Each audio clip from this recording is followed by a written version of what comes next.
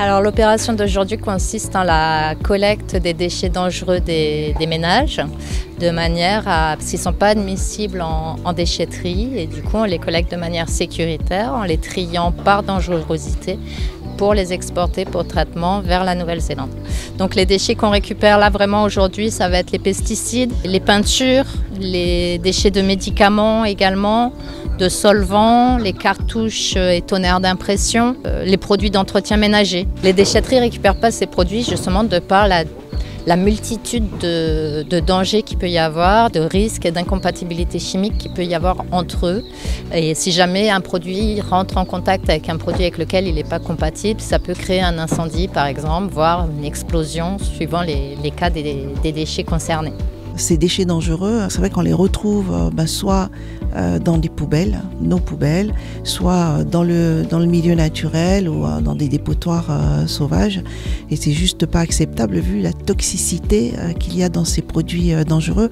Alors là, on a, je dirais, une belle prise, puisque hier, rien que pour la journée d'hier, il y a eu près de 4 tonnes de ces déchets qui ont été déposés par les Nouméens, en tout cas les habitants de la province sud, et c'est vraiment très très bien, et je profite pour les remercier de ce geste.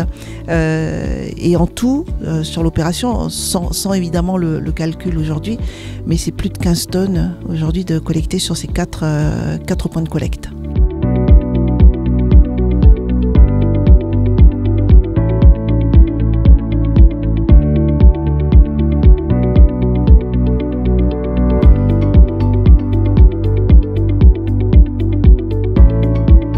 Alors il y a une filière locale qui est en cours d'installation. Nous, en tant que Socadis, on exporte les déchets dangereux parce qu'il n'y avait pas de filière jusqu'à maintenant. Il y a une filière qui est en train de se monter avec un incinérateur à déchets dangereux. Donc on est en train de procéder à des tests avec cette société-là, voir ce qui est incinérable ou pas et dans quelle proportion on peut faire les choses. Donc ça sera certainement ouvert l'année prochaine. Pour l'instant, ça reste de l'exportation et tout ce qui ne sera pas incinérable continuera à être exporté. Nous travaillons actuellement sur une filière.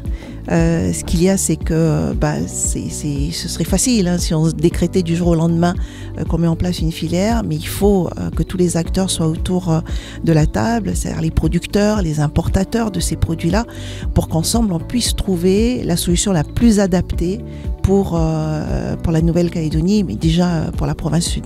Alors vu que la filière n'est pas réglementée, donc évidemment on ne peut pas les collecter régulièrement, mais on s'est déjà engagé effectivement à mener à nouveau au moins 2 opérations l'année prochaine sur la province sud.